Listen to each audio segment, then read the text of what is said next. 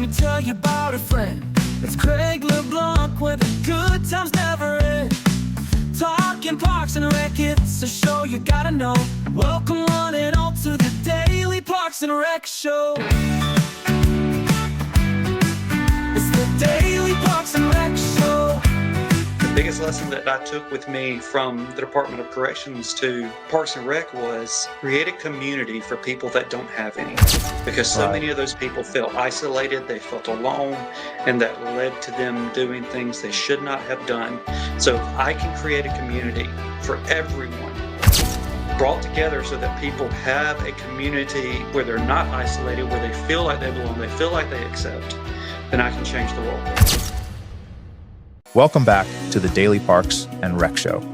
Today, we're headed to Henry County, Georgia, home to one of the most mission-driven, people-centered parks and recreation departments in the nation.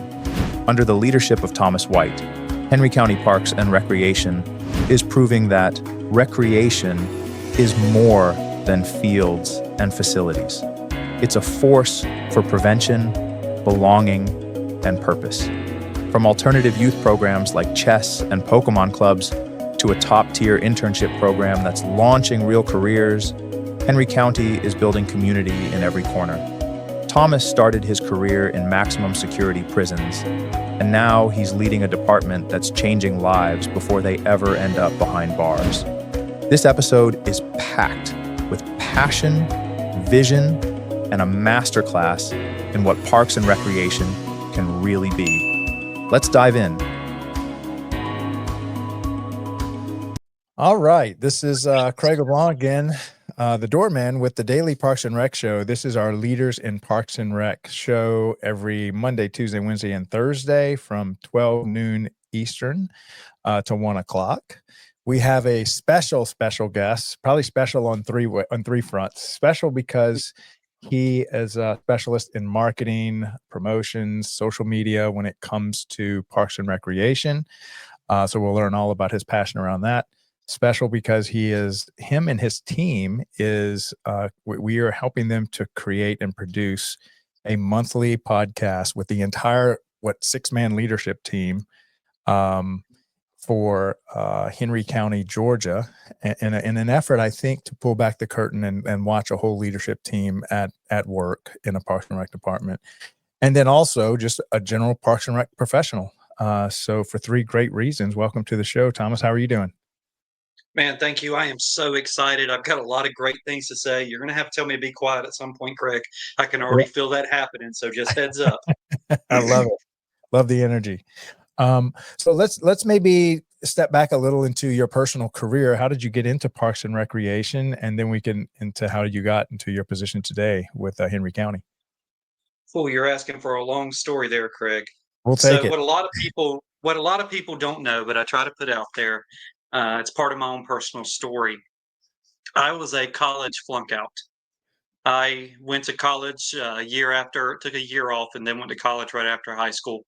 Spent my entire time drinking and partying. I wound up leaving college with a 1.6 GPA. Typical college career. Yep, definitely made a lot of bad decisions, and then spent the next few months trying to find a job. I was 3 weeks from homelessness and managed to find a job at Valdosta State Prison, a close security prison in South Georgia. Wow. How old were you then? I was 21. In fact, I had just turned 21 in the July. I got the job in October. I turned 21 in that July. So I was 21 years old. Far. This is fantastic. I should have brought more coffee with me. I worked in a close security prison or a maximum security prison for 13 years. Years. My last duty was acting chief of security at a high max prison. I've been stabbed, hit in the head with a lock, thrown down a flight of stairs. In 2010, I had 21 inmates jump on me. It took 5 officers to pull me out. Wow. I've had 2 spine surgeries and a shoulder surgery. So that was your entire 20s, pretty much. That was my entire 20s and early 30s. Yeah. So I thought this was what I was meant to do because I flunked out of college. I made mistakes. And so now I was going to be working at a prison the rest of my life. But let me tell you something about working at a prison. You grow up quickly. You grow up very quickly. What a rich So I grew up. Yeah. Definitely 100%.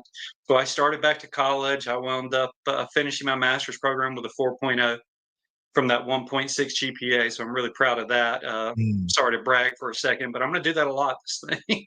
No, let's do it. So I started in Parks and Rec at 34, and the reason I wanted to be in Parks and Rec is because I saw so many people in the prison system that would come in for a drug charge.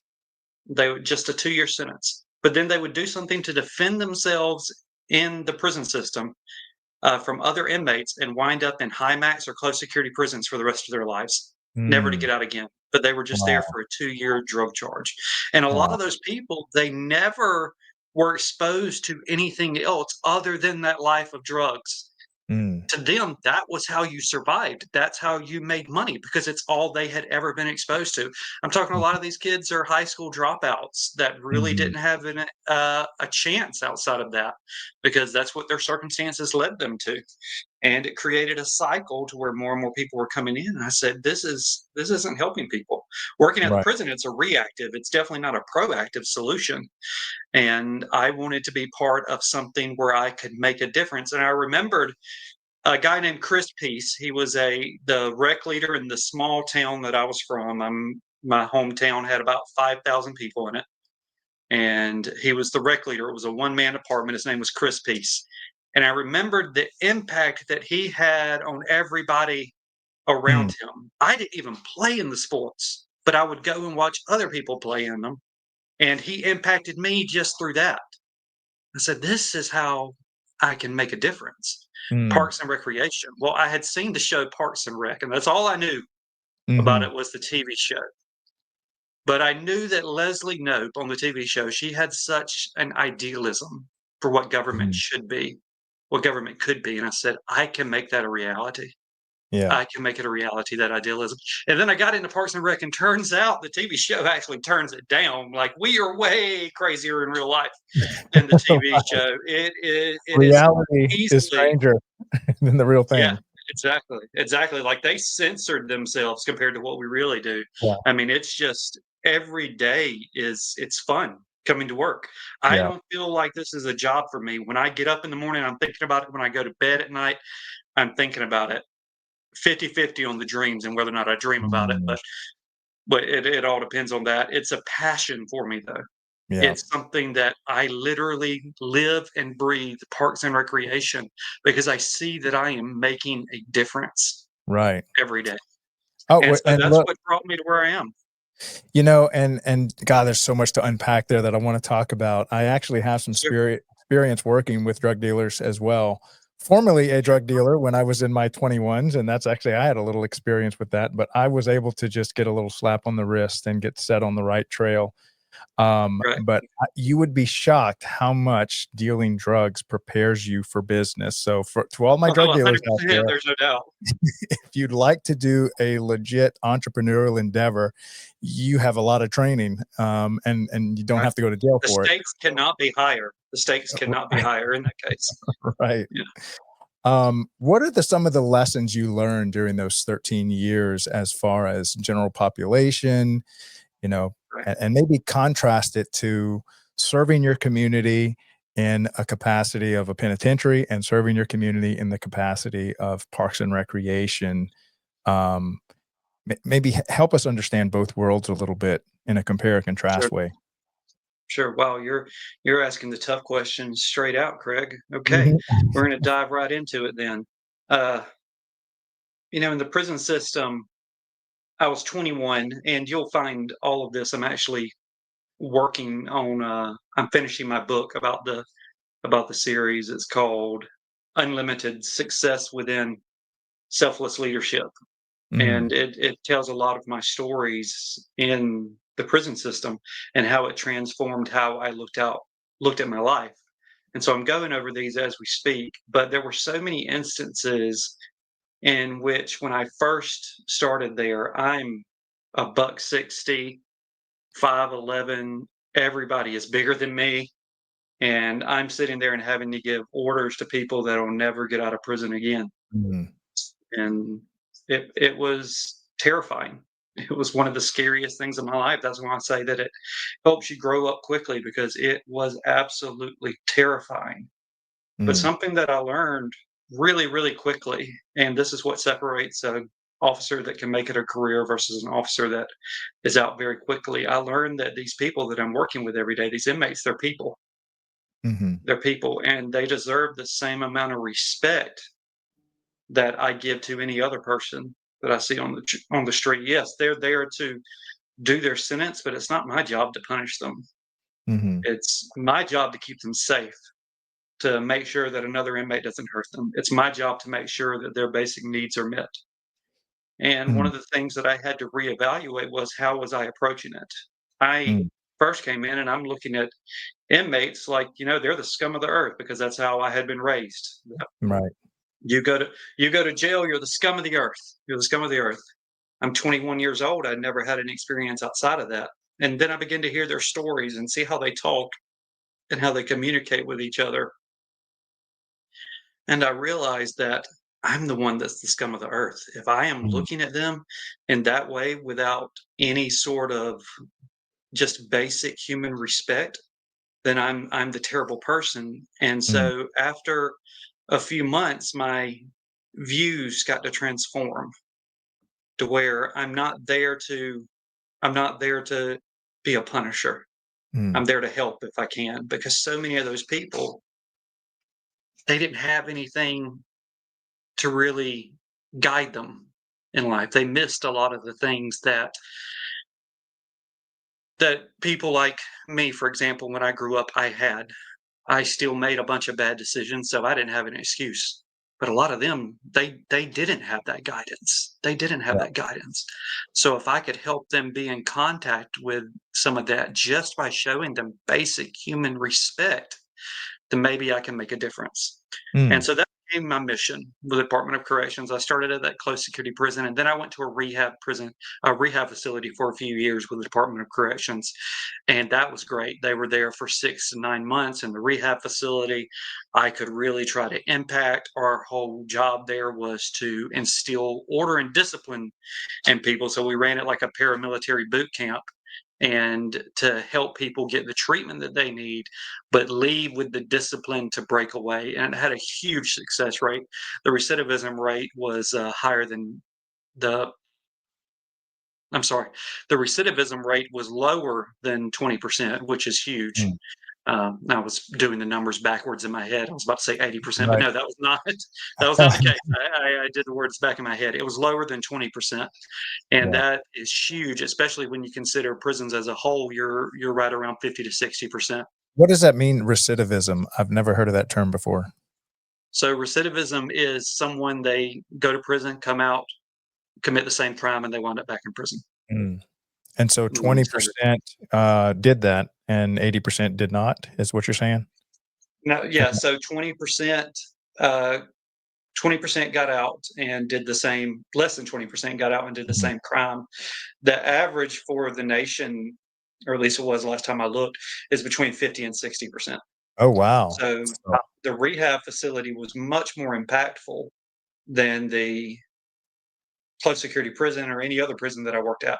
And that's what made me start to realize, like, hey, we need to take a more proactive approach yes, more to this. preventative. Right. Now, lack of resources and life got in the way of me considering a career change from there. We moved to Atlanta, my wife and I, or Mhm, Henry County, where I'm at now, which is now it's south of Atlanta. So we're in Henry County now, and that's how I wound up at the High Max prison. mm, And every day going to that prison was misery, mm. because those guys will never get out. They'll never get out. Now I misery had for you, feces. misery for them, or where did that misery Both, come from? What's the source of it? both. When you're trapped in a room for 23 hours a day, Mhm, 7 days a week, with no one to talk to, no one to interact with, your mental stability definitely breaks down. mm, And I was in a facility to where if I would go down to a dorm to deal with an issue, I've had feces thrown on me, urine thrown on me. My last mm, week there, I had feces thrown on me 4 times. I mm, just told a story the other day how the inmates had set a mattress on fire and somehow got it outside their door. So we had to respond to get the mattress out, but it was Mhm. at the back of the dormitory. They had all managed to get cracks in their doors, and they were standing by with feces and urine inside squirt bottles, Mm, feces, urine, and bleach. But we still had to go in and stop that fire because it put them in danger, and it put all the right. other inmates in danger as well. So despite knowing that we were about to be hit with feces and urine, we still had to go in there and do that job. Mm, And so working there, I saw the I saw what happens when society fails people, because that's what happened. 100%. There's no other way to look at it. Society failed those people. Like, mm. yes, there are some that just they made a bad decision, but I can list 5 just off the top of my head of the 200 that we had there, 5 of them just off the top of my head that were in for a drug charge and committed another crime to prevent themselves from being hurt in prison and wound up in the high max to never get out again. And so these are And lifetime sentences in the high max? 100%, yep. Lifetime sentences. Very rarely will someone get out. Every now and again it would happen, but very rarely would someone get out. It is possible that they could go back to general population. There is a tier system that allows them to go back to general population. Mm, But when I saw that mental decay, that physical decay, it's like people were reverting back to something primal. I said, "This is what I need to be part of stopping. So how can I do mhm. that? How can I make lives better? How can I intervene early to where people never have to be in a situation where they wind up here?" Yeah. Now, And Parks and Rec is Tom, that. I think a lot of times often we think that, "Oh, well, we would have made different decisions in life." But Right. we didn't have their childhood, we didn't have their upbringing, Oh, 100%. and, were there times where you're looking at these, men thinking, "That could have been me. Had I been born in his situation, I don't know that I could have made any better decisions if I'd have been born in the environment they were born in." 110% I thought that. And Mhm. more than just that. I made stupid decisions when I went to college. I did Mhm. things I shouldn't have done. The Me only too. difference between me and them is I didn't get caught. That's That's the exactly right. difference. Right. Right. So it could have been me in those Mhm. situations. And I had no doubt that if I had gone to prison, I would have had to defend myself. And there would have been a situation where I could have wound up at high max. Mhm. And when you have that in the back of your mind, it just pushes you. What can you do? What can you do to stop this? What can you do to make it better? And the Department of Corrections didn't have an answer. And that's because corrections is by nature a reactive thing. It's not there to intervene early. It's the penalty for when you commit a crime, and that's what it does.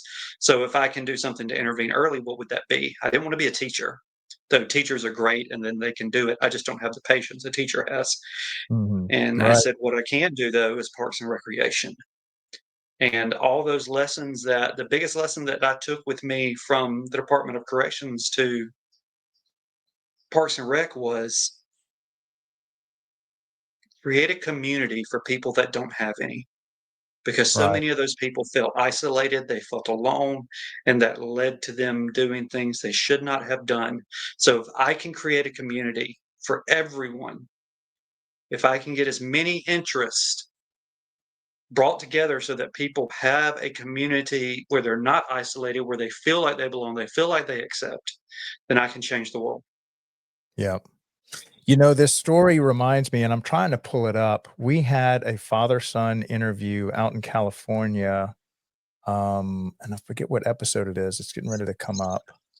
But he spent the father spent, I think about a decade in corrections, similar to you, and Sure. and he found his way into Parks and Recreation in a very underserved, poor community in one of those Southern California towns.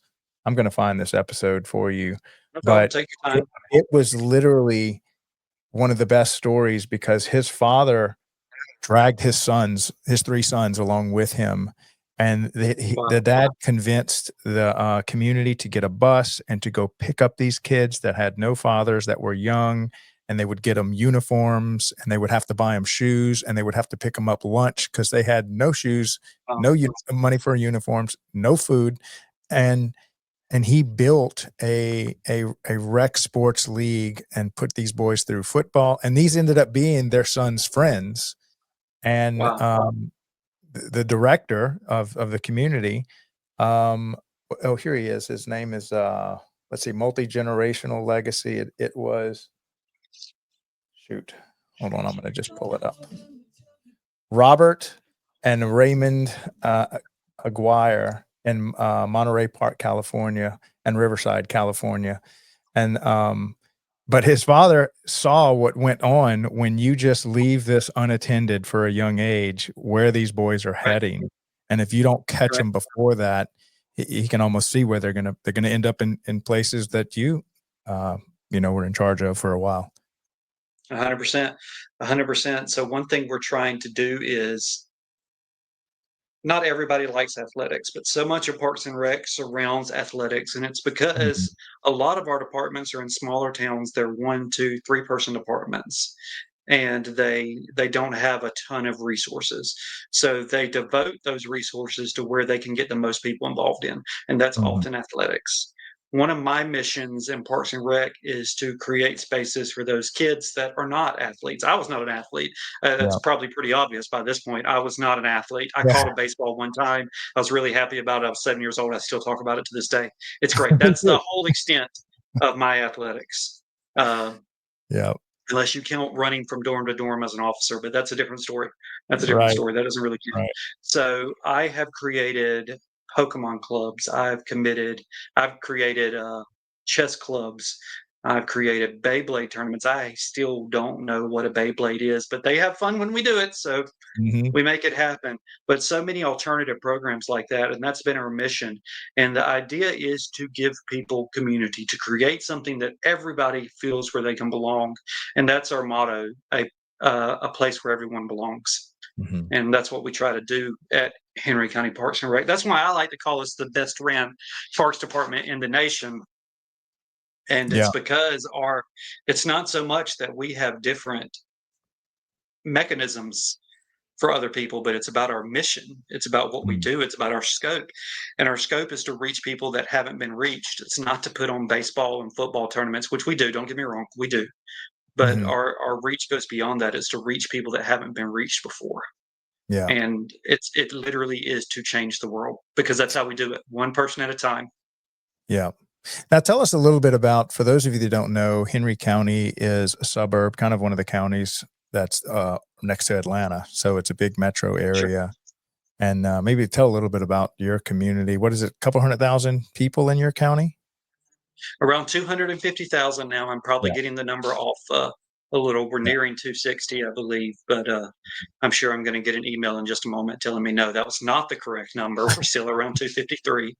So just keep in mind it's between 250 and 260. There Hopefully we go. that'll It's a range. right. Right. Hopefully that will get constituent services off my back, and I won't have an email in just a moment. 250 to 260,000.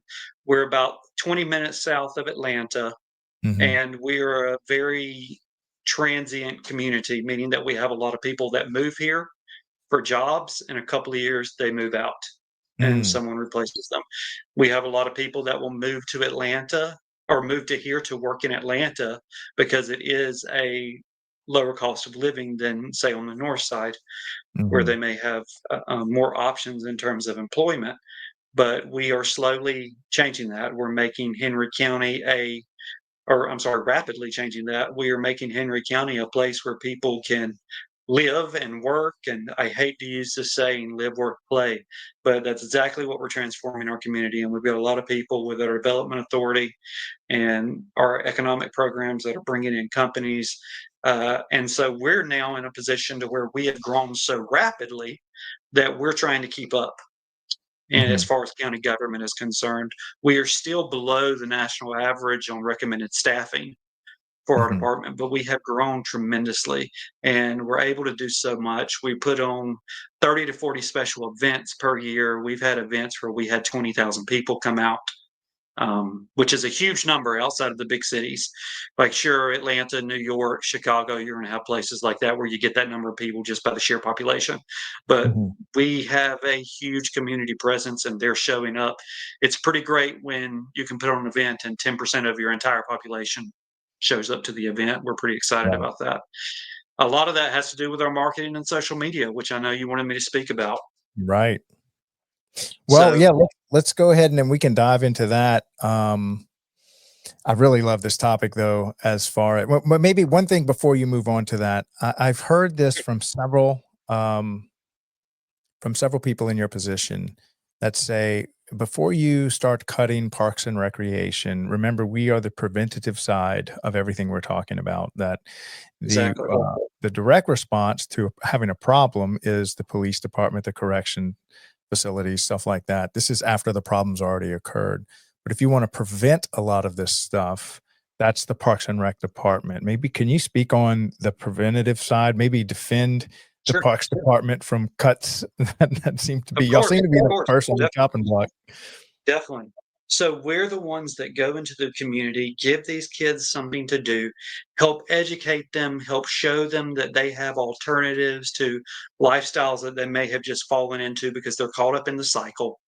And we show them that there's more to life. We give them an outlet that they may not otherwise have. Yes, the school system is there, Mhm, but so many of the kids are going to look at the school as negative because they're forced to sit there, they're forced to learn, that sort of mhm, thing. I know that I looked at school negatively. I used to come up with all kind of excuses not to go to school. I mhm, can't to this day can't believe that my parents bought all the stuff I used to tell them, but they did. They did. mhm, So kids often look at that negatively, but Parks and Rec, they go to have fun. And we have the ability in Parks and Rec to do what other government agencies don't or can't, rather. They want to, but they can't. And that's because a lot of people, when they interact with the government, they are thinking the DMV, they're thinking police, they're thinking of something where they were pulled over for a speeding ticket, or they had to wait in line at the DMV, or they had to pay their property taxes. A lot of people, though, when they interact with Parks and Rec, because they're out there playing games, they're using the park, mhm, deep down, they may know, yes, this is the government. But consciously, they're not thinking of that. They're just right, thinking they're having fun. And it allows us to reach people that other government agencies can't. And so, right, a lot of reasons that we're faced with cuts as far as an agency, profession as a whole, is because we don't tell our story about that. We don't yeah, explain what we're doing. We don't let our elected officials, our higher ups, our county managers, our city managers, we don't let them see what we're actually doing because we think, oh, running the programs, that's the most important part. And it is, 100% is. But the second most important part is telling your story and putting mhm, it out there that you're doing it, because that's what helps people understand that you're an essential part of our community. You're an essential part of what we do with government. right. Right, and a lot of people think that they, let's just say you did well, maybe you had a good family, had a good upbringing, you've got a high-paying job, you're not immune to this, you can't build walls high enough as your cities start to come unraveled, because of the less fortunate people maybe didn't have your childhood. You'll be afraid to Right. go outside, and lived in New Orleans for a while, noticing that, when the city gets unruly, when there's a hurricane, when there's something, believe me, you're gonna wish that there was a healthy Parks and Rec department that was helping Oh, invest in 100%. these kids, because a lot of them don't have the opportunities that you had growing up. So, like it or not, 100%. the community's problems are the community's problems, and if they neglect them, they'll pay for them one way or the other. Look, I'm from a small town in South Georgia that was about 45 minutes from Albany. And anyone that's familiar with Georgia knows about Albany. I would pull up to Albany and we had to make sure that our doors were locked because people would literally, and I've had it happen to me before, people would literally pull open your door at a red light with a gun on them. Mm, And I always look back at Albany, Daugherty County, in which they have great programs now, but they're trying to fix a problem that has already been right. caused. And it was because resources weren't devoted to preventative measures years ago. Mhm. And so now they're in a situation where it's dangerous to pull up to a red light Right.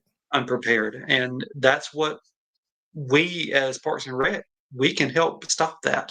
We can help prevent that because we can instill in people a sense of community. And when people feel that sense of community, they feel protective of that community. Mhm. Yeah.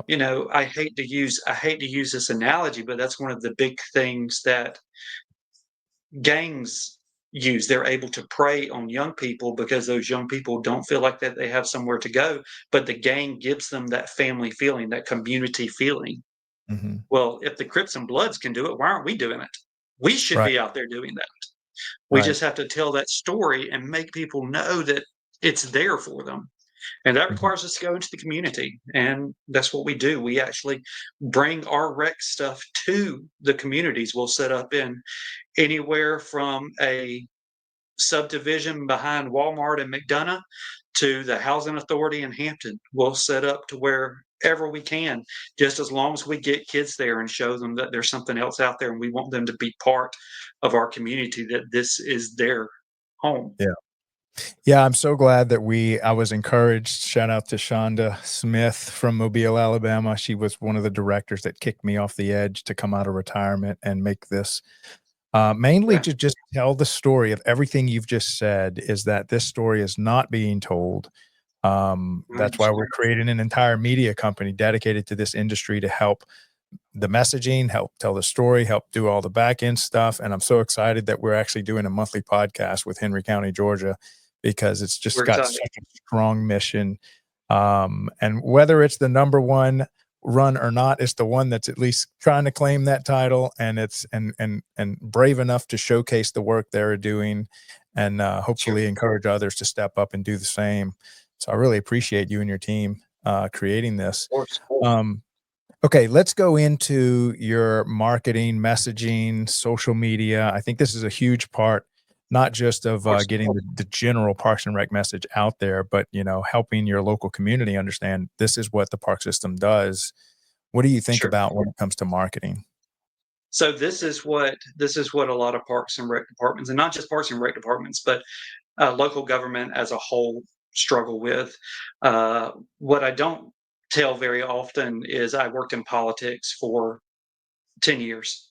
Hmm. Even though while I worked at the prison, but in my off time I worked in politics. I was a legislative advocate at the Capitol for 2 years. I've worked in the General Assembly. I've worked for 17 different campaigns, two as general chairman.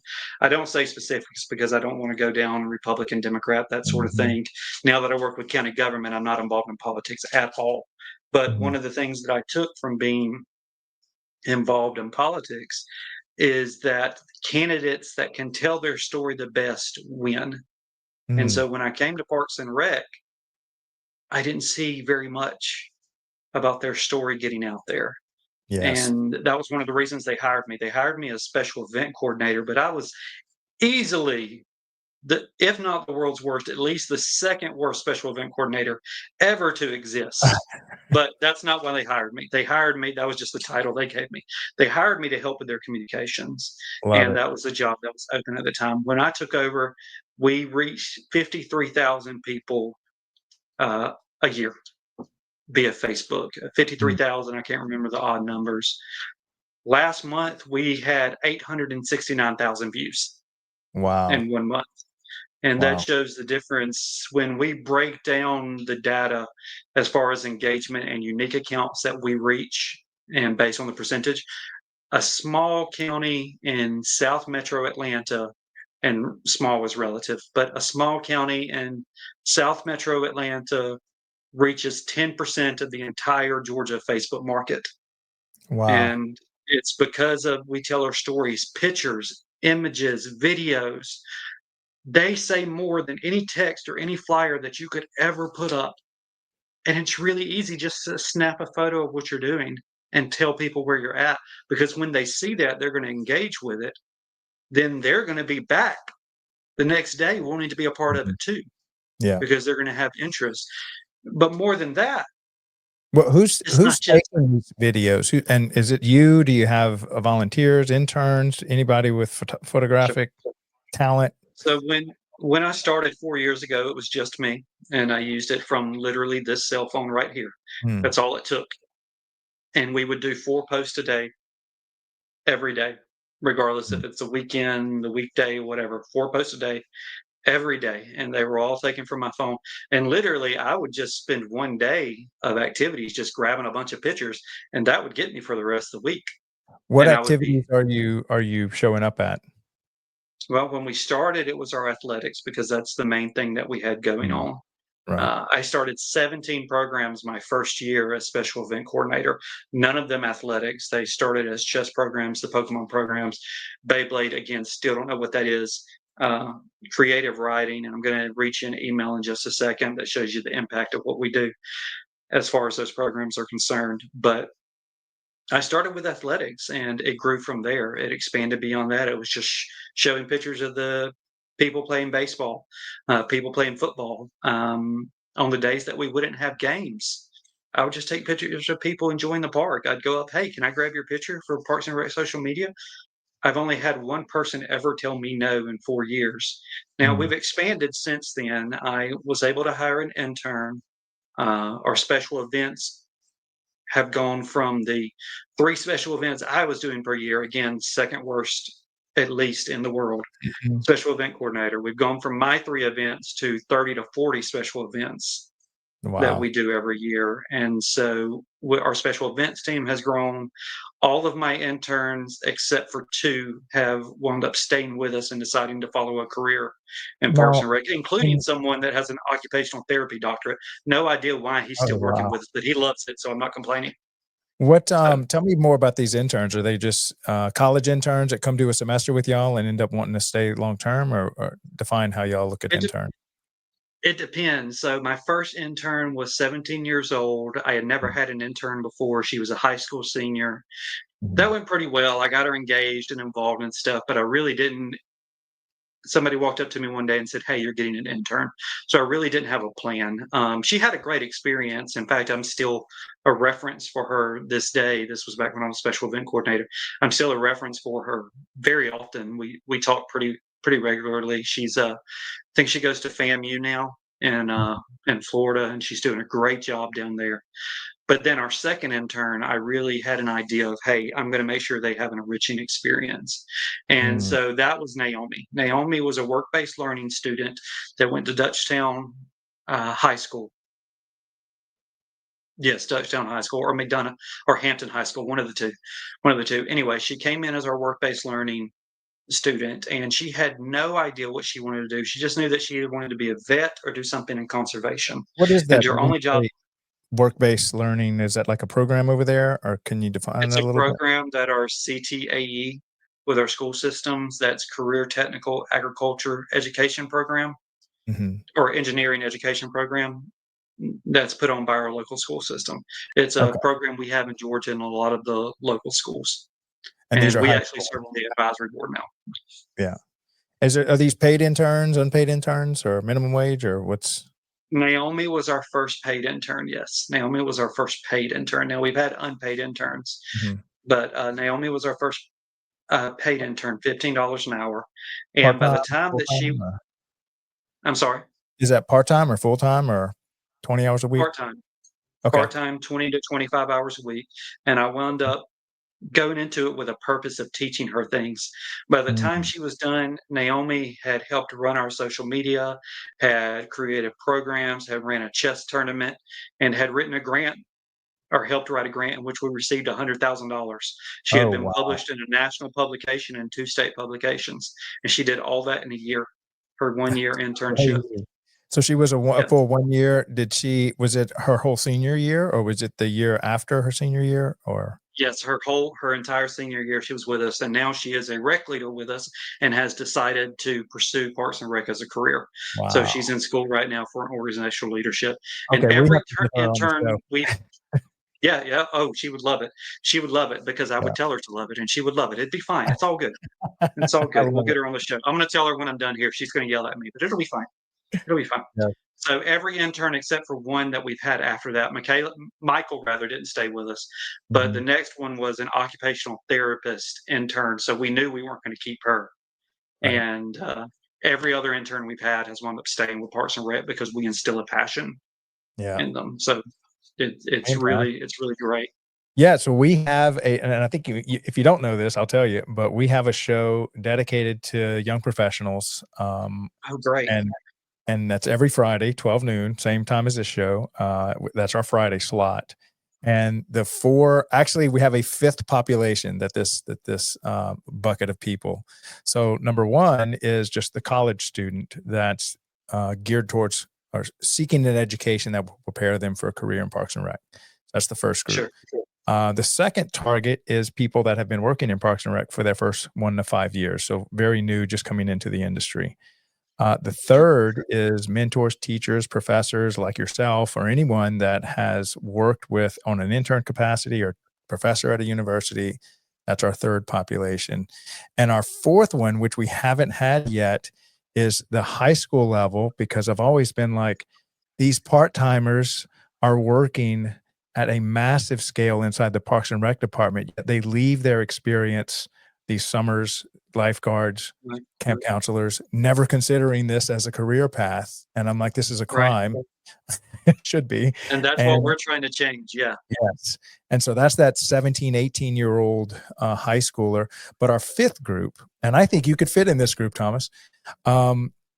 Bald head and the gray in my beard may say That's the otherwise one. to that. No, it's park and rec departments that have a strong internship program. And I can't tell you how rare y'all are. I have interviewed over 400 Parks and Rec professionals this year alone, and it is, 1 in 50 have what you have as an internship program. So I'd love to get you and any of your former students, graduates, mentees, whatever, interns on our Friday show, just to start highlighting and telling the story, essentially. We would love to be on it. Two of the interns I've had since then are full-time. 3 are still part-time. No, 4 are still part-time with us, working to get to full-time. We Mhm. hope to bring on at least 2 over the next year to full-time.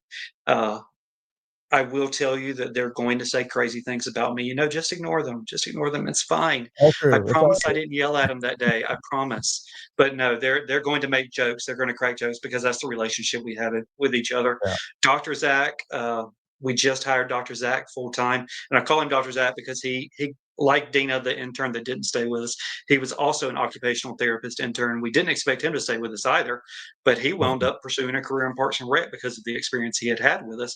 And now Dr. Zach is over our camp program and is helping us bring data-driven, science-based occupational therapy approaches to our development program in our summer camp. Mhm. And he's really making an impact. So he's definitely somebody we should have on Yeah. 100%. But I would be happy to appear with them. Uh, I would love it just so I could tell them I'm making them go on a podcast. That would bring me so much Right. personal joy to be Yes. able to tell them that Well, and just hear their response.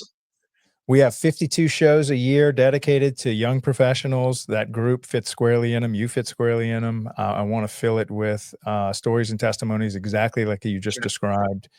So we'll do all the Well, back end production and press play and sure. distribute it to the planet. But we just need to Sounds get good. the Well, control. I kind of have a hobby where I take people that work with me and I force them into uncomfortable situations. One, because it brings me a great deal of entertainment, but Yes. also it helps them grow. It helps Right. them grow. When I started a few years ago, the idea of us speaking at a conference never would have been on the picture. Last year at our state conference, we spoke 12 times. 7 Mhm. different staff members spoke 12 times. Dr. Zach, who is brand new with us after his internship, that is, he just spoke at a workshop with 6 other people. We are regularly published in national, state, regional, and local publications now. And it's all because we try to push our people to do things that make us uncomfortable. Yes. And that's how we grow. That's how we grow. So I would love to get as many of them on the podcast as I could. One, Yeah. of course, for the joy and the entertainment value it brings to me to watch them, their look of horror on their face, but Right. also so that they could grow and become better professionals. 100%. Yeah. I used to coach cross country, and I had a pile of my kids, my own children, that I would drag out there, and clearly half of them had zero cross country talent. I couldn't have picked a worse Right. sport for them. And they were like, "Why are you torturing us? Like forcing us." I mean, they used some very engaging words. They were Right. like Because that's how forcing us. you grow. That's how you grow. That's how you become That's better. it. If you can face adversity and succeed over it, nothing can ever stop you in life. Right. Right. And you And know I what? grew through a prison, so at least they're not growing through a prison. Look at it that way. That's right. And yeah, so number one, personal growth, doing things that make you uncomfortable. Number two, if as a father you can't get this small joy of torturing your children, what's the point of being a father? Right. That was half of my preparing them for the world. That's the Um, entertainment value of it. just the little things in life, you know? Yeah. Um, Right. Exactly. all right. So wait, I had something that I wanted you to talk about. No problem. No Oh, problem. okay. I got it. So often we think that outside of Parks and Recreation, that these guys are just cutting the grass, keeping the playground. Maybe they tear down a playground, Cool. build one up. And maybe some parks departments that are starting out, that's who they are. But when you have a mission-driven parks department that has something that's as deep as the story you're laying out for us, how compelling it is for young people to also dedicate their life to this after a 1 year or a summer experience. If you are a mission driven parks department and you expose high schoolers to this, look at the result. I mean, this is a crazy clear example of when you lead with a mission inside of a Parks and Rec department, the kids just stay and say, I want to sit shoulder to shoulder with Thomas and, do the same kind of work because it's fulfilling. Maybe talk about what I know you've kind of said a lot of it here, but talk about what it means to you to see kids come in, see what you're doing, and saying, I'm in. I'll dedicate the next 30, 40 years of my life to this profession. Oh, 100%. So I oversee 120 people in 6 facilities in my division. I am the largest of our 4 divisions, recreation services is. Mhm. In that division, 70 of those people, of the 120, are seasonal workers that come in during our camp and break camps. And it used to be that we had to onboard almost an entire new staff every summer. But Mhm. now 2/3 of our staff are repeats that are just coming back because they had such a great time the Wow. summer before. And that speaks to me about how powerful Parks and Rec is. It's Mhm. not me that's doing it. It's not the department that's doing it. It's that mission. You talk about the mission driven department. When they see that they're making a difference, when they see that they're living out a mission, that they're making something happen that others cannot, they don't Mhm. consider anything else. They don't consider Right. other careers. The majority of public sector employees, they're not there for the money. They're there for the intrinsic rewards, not those extrinsic rewards that people in the private sector are often. And it's not a problem either way. It's just it's a different type of people. And so we are very fortunate in which we have people gravitate towards us that want those intrinsic motivators, that want to feel that feeling of positivity. I'm making a difference. And so we gather those people because we offer that. And Mhm. to see them come back time and time again every summer, to see our interns that come in with us with no intention to be in Parks and Rec, and now they're in Parks and Rec, to see them do that, it Mhm. changes the entire way that I look at our profession. Like that's how the world d- is altered. That's how the world is changed, one person at a time. If I can change one person's life, they change another, they change another, they change another. Eventually, everybody's been changed Right. and You pain and know, changed for the good. I've heard this. This reminds me of this quote and this is something that has been true for me. But I was told that, Craig, you need the mission more than the mission needs you. Oh, And 100%. and when you look at most jobs, people think that not only you're going to have to pay me to do this job, but you're going to have to pay me more money than I can make anywhere else to do that job. And that's Right. where most people sit. But when you have a Mhm. job that is a mission, you flip the script and say, I can't believe they pay me to do this job. Oh, that's how I feel. That's how I feel. And I have been offered, my marketing skills alone, I have been offered many different positions in the private sector and just It's just not for me. I've been offered positions to leave Henry County, and maybe one day I may pursue to a different department so that I can do the same thing there that I've done in Henry County. Mhm. But right now, the idea of doing something other than making this impact every day, it's not even fathomable to me. And Well, yeah. every single one of the offers I've got has been for more money, but Mhm. it's not the money, it's the impact that I'm making every day. Why would I give that up? I don't feel like I work. I come to Mhm. work and I just have a great time. Yeah. So Well, why would I do that? you are sitting on top of a 13-year experience that keeps you mission focused, that Yeah, most that's people don't also have. fair. That's a good point. Not everybody's been stabbed, so that's a unique thing. Maybe you Yeah, should do an remind me internship. someday to tell you my stabbing story, by the way. My staff laughs at it every time. We won't go into it Oh, today, though. yeah, we'll have to definitely do that, and I think maybe you should do an internship program back at the prison for Parks and Rec professionals so that they can be more mission focused. There you go, there you go. We did have an internship program at the prison, but it didn't take off nearly as well as our I Parks and bet. Rec one did, so Yeah. All right, so we would be tell lucky me, to keep the interns. let's maybe do a little, cooking in the kitchen, if you will. Sure. Where would y'all like to see this podcast go? So and y'all had tried a podcast before, and believe me, this thing is already launched. There's no way if y'all show up, it's going to happen and it'll never stop. We're I very can promise excited you about that it. on my end. So, where would y'all like to? So you're presenting. You got all the leaders at the table. Here we are with a podcast for an entire county, an entire system. How would y'all like to see it play Oh, out? easily, easily.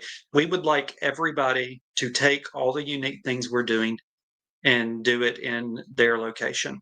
When we Mm, talk about Henry County and the ideas that we come up in Henry County, we don't want to just share it with our community. Yes, our community gets it. They deserve it. Our residents deserve it. But so does every other resident in the world, every other person in the world, they deserve it too. We mhm, want people to take our ideas and replicate it. More than that, we want them to grow off our ideas and come back with even better ones. mhm, Honestly, I am hoping when we start this podcast, people start emailing me talking about, well, hey, I have this idea. We do this. Like, you guys aren't that unique because we do this, because I'm going to steal that idea. that's And right. that's okay. That's okay, because the way that we, again, and I keep saying this, the way that we change the world is that we reach as many people as possible and do good for as many people as possible. So I Mhm, want people to see us on the podcast and say, hey, I need to start doing that. I need to mhm, start doing that because my residents deserve that. I talked about that idealism that Leslie Knope had. And the thing about Leslie Knope, the Parks and Rec show mhm, podcast, or not podcast, TV show star, she was so idealistic and she had so much joy every day. And parks, that was her thing. She always talked about parks and what it could do for our citizens, and it's all true. We can do mhm, that for our citizens if we tell our story. If they see that it's available, we can bring them something that other people can't, and bring a community together in ways that other people can't. And that's powerful. Imagine if every department in the nation did that, every department in the world did that, where we focused on bringing people together as a community. mhm. The world would be so much different. Yeah. And, I don't know if you've heard of the 80/20 rule, but it's actually 80/20 all the way down. So imagine you have a population, 20% do 80% of the work. Um, Sure. but of that 20%, inside that 20% population, 20% do 80% of the work. And you can look at it all the way to the top of the pyramid where you've got like, there's 350,000 people in this industry. And 20% of that 350,000 are 80% of the work and passion and everything else, and it's just the way human nature plays out. Right. And that's why I think it's important to go find the people inside the park system that have a very strong why, a very strong mission, are just leading with their hearts and doing a great job running a solid park systems, and just hold them up and say, this is what's possible. And this way you are actually inspiring your entire industry to just Yeah. put their heart on the line and really create something special for their community, and look at the difference it's making. we call ourselves the best ran parks department in the nation, and the reason that we call ourselves that is not because of some data that backs it up. It's not because of a test or a poll that was done. It's because we believe that our residents deserve the best, and so we are going to continually fight to be Mhm. better tomorrow than we are today. Mhm. And that's what makes us the best ran parks department, is because our citizens deserve nothing less. That passion for growth and doing more, regardless of Mhm. what we're doing, is not good enough. We will Mhm. do more tomorrow than we do today. Mm. We did more today than we did yesterday, and that will continue day after day after day without stop. Yeah. That's something I learned in business early on, thank God, that, everything I do is wrong.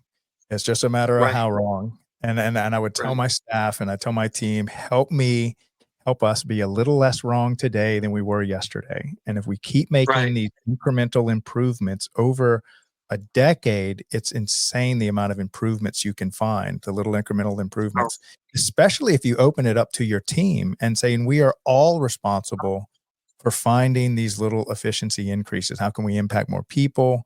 And that's what I'm getting the sense of your team is that everybody's on. Like there's nobody that doesn't get a seat at the table for ideas, for, pushing this. 100%. Where does that And you'll leadership come from? Is that JP or was it oh, like that's that 100%. before? Well, so and you're going to see a lot of this on the podcast, because we Mhm. don't want it just to be the six of us on the podcast. We'll have other people from our department that Oh, I switch love it. out with us I in love the it. podcast. Other people, and they won't necessarily. It may be an intern one day. It may be a rec leader that works the front desk at a rec center one day. We'll have different people in and out every episode that we have. Of course, the first couple will be us, but then we'll alternate people in and out. But that there's two people that leader department. JP has these grand ideas, and he gives us the permission to make them happen. Mm, Not only that, but when we have ideas, he trusts us to bring them to fruition. He doesn't tell us no very often. mm. And usually when he does tell us no, I can almost guarantee it's because I did something stupid. And that's okay. I accept that. I accept that. But then we have Donna, and you'll meet Donna Holder, our assistant director. She is the heart of our department. 38 years now, I think she's been with the department. It's Oh 38 my or god. 39 now. She's been with the department. She started when she was 16 years old as a scorekeeper in basketball, and she is the heart of our department. So between JP and Donna, the institutional knowledge and the ideas between the two of them that they bring, it's a powerful force that can't be stopped. Yeah.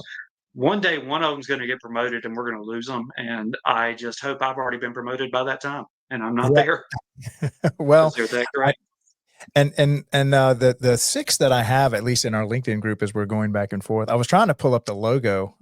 We made a logo for the show and everything. And by the way, the show is coming out, every Wednesday, excuse me, every month, 2nd Wednesday, I think is the date we settled on, correct? Yes, 1:30 starts June 11th. PM. Yeah, So yeah, the first one's gonna be on June 11th, and this is Brian Dixon, who I had on the show. Love that guy. He was on my facilities yeah. maintenance show. You got a special one there. Kevin Patterson, who I've already talked to, but we're trying to get him on the show as well. We did our show prep call, yourself, We and now we're actually just waiting. we actually talked about that this morning. He's going to be messaging you soon. Yes. And then yourself, and then I got to get JP, Michelle, and Donna, I think were the last 3. I'd love to get them on this show. So that way each person has an opportunity to kind of lay out who they are, their story. And then I think that's going to come in nicely when we have our monthly show. You kind of get to know them on a personal level. So you'll hear me say over and over again, Donna is our heart, but Michelle Dunn is our backbone. Funny story with Michelle, she'll get added in soon, but we had to create her 3 different LinkedIn accounts before we finally got it to work, because she is not a LinkedIn or social media aficionado. So we finally got her in. We think she's good to go.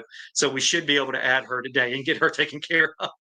I love but it. but Michelle is great, and so I will be back in the office in just a minute, and we'll make sure to get that lined up with Donna and KP too. Yeah, yeah, can't wait. Man, well, this has been such an exciting show. Okay, wait, I have a question for you. Sure. and you have to come up with a question. So my Okay, I last have to guest, ask a question. yeah, a little bit both.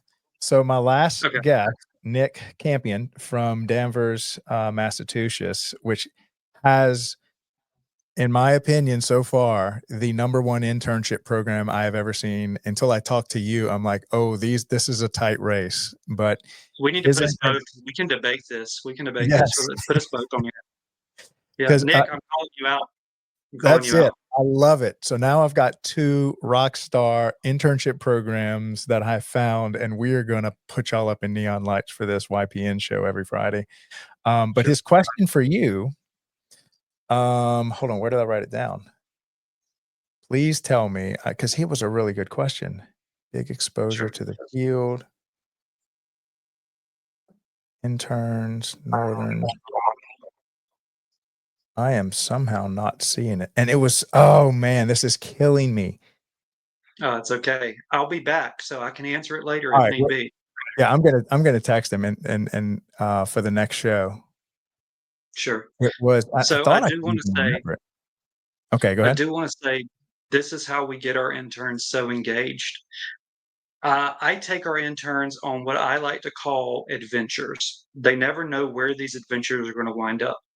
One week we may be doing conservation efforts. The next week they may be walking across a log on a raging river because I made them play capture the flag on two different sides of the river. Like we have so Oh, many different things that we keep them engaged with, and that's the important part. The interns never ever have a down moment. If I see them do something, I make them walk like walking paths and take pictures and videos of their experience and live stream their walk. mm. So we always keep them engaged and doing things, and that's the trick. That's the trick. Yeah, and his question was around that. It was like, "Tell me about," I I'm had a feeling. paraphrasing, but it was literally like, "Tell me about your internship program and how it got started." And I was like, "Okay, this y'all must have been coordinating with each other backstage No, because there's I no just had way." a feeling. I just had a feeling. I just Alright, had, so what, we probably think the same vibes because we have such great intern programs. yeah, So I'm that's still calling you crazy. out, Nick. I'm still ready to debate you. I love it. I love it. This is the kind of healthy competition we need. Alright, so what is your Right. question for my next guest? I'm gonna type it right here. What question do you The have for my next question guest? for the next guest: Mhm. what is stopping you from going to the next level? Oh, I love it. Yeah. Yeah. Yeah. I'm gonna tell you why I asked that because it's something that we try to ask every day. What is stopping us from going to the next level? And if we have an answer to that question, then we know we're doing something wrong Mm, because there shouldn't be an answer to that question. What is stopping you going from the next level? There's not, because the only thing that can stop you is you. You're the only person that can get in your way. So if you have an answer to that question, it's something that you have created and you have to face yourself in that mirror, get past it, and realize that, oh, wait, I'm the one stopping us. What can I do mhm. to make sure that I don't stop us anymore? Yeah, The truth to success is owning yourself. that's right. That's right. Such a powerful message to end on. My one of my mentors always told me, he said, "Craig, what are the limiting beliefs that you're telling yourself?" And he used to Mhm. tell me, he said, we don't listen to, people in our lives. We don't listen to mentors or even teachers or parents or stuff like that. But 100% of the time, we always listen to the story we're telling ourselves. And if we Mhm. adopt a belief that limits us, it's in our mind, it's true. And to your 100%. question, you should not have the answer. You've got the right answer. There was nothing stopping you, but And it yourself. took me years to learn that, but we don't have time to go into that right now. Next We're gonna episode. Yeah, we're gonna have to do another episode, me and you. I can see this is definitely Sure. a part two. But thank you so much for your time today, and I'm looking forward to producing this podcast coming up in just a few weeks, actually. I Um, can't wait. I can't wait. I see yeah, Brian's on watching. He's making comments in this section, so I we're love all it. excited. Let me see if hold on, I might be able to. Well said, Thomas. There we go. All right, we got it. We got Brian's stamp of approval. We can't get any better than that. Exactly. There you go. Fantastic. All right, man. Well, have a great rest of your day. Appreciate you coming on. Thank you for your service, and love what You you're too. doing, man. Let's keep it going. Thank you so much. Have a wonderful day. You too. Take care, Thomas. Wow, what a powerhouse episode that was. Finally, I found a number two um, internship program. If you have an internship program anywhere across America for your Parks and Rec department, please reach out to me. If you know of someone that has a great one, if anything at all, I really want to get. I've got 52 Friday shows where I'm showing up talking about um, our young professionals network, YPN, right? And the 5 populations that we are focusing on giving the stage to. And again, this is every Friday, 12 noon Eastern, 52 shows a year. I want to fill it up with people just like Thomas, his interns, just like Nick Campion and his interns. If you are number 1, we'll just start at the bottom age group. If you are 17, 18-year-old, or you're working with that as an intern, let's get you and them on the stage to just kind of go over their experience, what they learned. Even if they did this a few years ago, I'd love to bring them back and just kind of recall that kind of stuff. So the high school age, people that are part-timers, interns, whatever, working in Parks and Recreation, and maybe even came from that and considered this as their career path. So that's number 1, high schoolers. Number 2, college kids that are somehow in Parks and Rec pursuing a degree because they want to make this their career choice. Okay, so that's college. High schoolers, group 1, college kids, group 2. Group 3 is going to be all the mentors, professors, teachers that work with these people to prepare them for a career in Parks and Recreation. So mentors, teachers, professors that work either in the Parks and Rec departments or that work for the universities, or even in the high school teachers as well. So that would be a good group there. Number 3 would be if it's your first 1 to 5 years inside of Parks and Recreation. This is new. So we already have a fairly strong national representation for this group. This is the original foundation of YPN. The concept of YPN was launched inside of NRPA, and now states are starting to start chapters inside their state organizations of the young professionals inside the Parks and Rec system. Okay, so these are new people, first 1 to 5 years.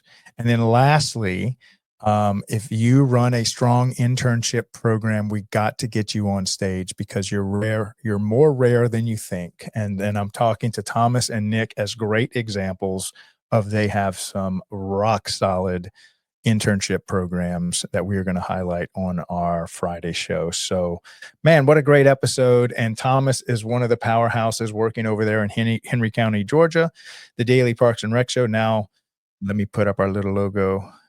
DPRS Media Co. This is our media company, and we are helping to produce the podcast for Henry County. We've produced a logo. We've assigned them Chris, a full-time producer, video editor, and then we're going to help them with distribution. We're going to record it live. I think we're going to do some special stuff. So if you are also a county or a state association and you have maybe similar dreams, or you would like to start a monthly podcast, please reach out to us. This is what we do. We want to help the content creators of Parks and Recreation to record, produce, and distribute their content. And we will make you a special brand. We will give you a logo. We will help you produce the whole thing. And this is our mission. This is one of the things we want to do. To Thomas's point, we got to get better at telling the Parks and Rec story and all its facets. So here we are.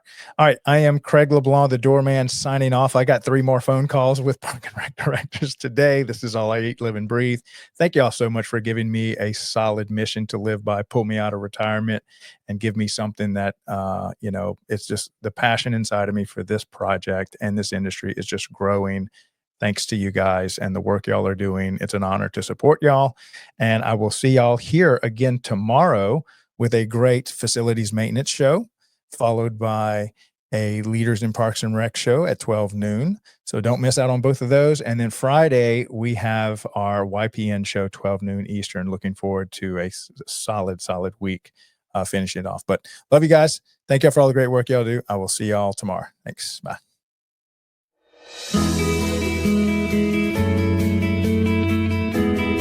Welcome to the Daily Parks and Rec Show. As Craig LeBlanc from the Daily Parks and Recreation Show says, parks and recreation aren't just spaces, they're the soul of our communities. Across America, parks provide more than just a scenic escape. They're places where people connect, stay active, and create lasting memories. Parks promote physical health with trails, sports fields, and playgrounds while boosting mental well-being through the calming effects of nature. Recreation programs bring communities together, offering everything from fitness classes to cultural events. And as Craig often highlights, parks also play a key role in protecting the environment and driving local economies by attracting visitors and increasing property values. Whether it's a family picnic, a weekend hike, or simply enjoying the outdoors, parks and recreation are where life happens. Want to dive deeper into the stories behind America's parks? Tune in to the Daily Parks and Recreation Show with Craig LeBlanc for inspiring insights, tips, and updates about the spaces that bring us all together.